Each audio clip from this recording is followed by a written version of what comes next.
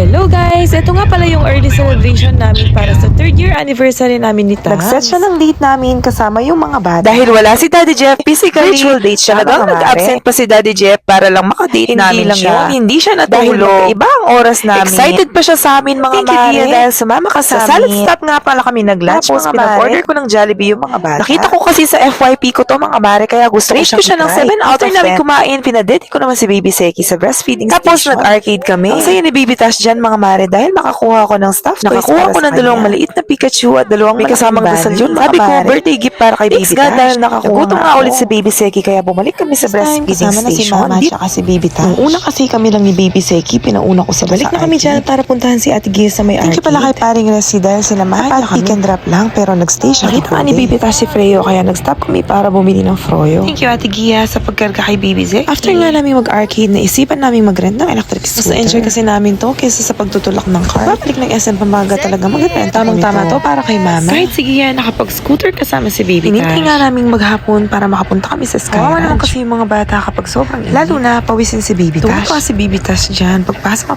pa lang namin Sumakay sa nga Sky kami ng Ranch. rides yung pwede kay Baby Tash. Sumasayaw pa talaga siya Pero sa ako tuwa. nahilo na, mga mare. Sumakay din kaming carousel kasama Hindi si na kasama Gia. dyan yung phone ko dahil nalobat After na. nun, nag-decide si Daddy na mag-dinner kami Happy sa anniversary, Tams. Thank you for setting a date for Salamat us. sa panonood. Paalam!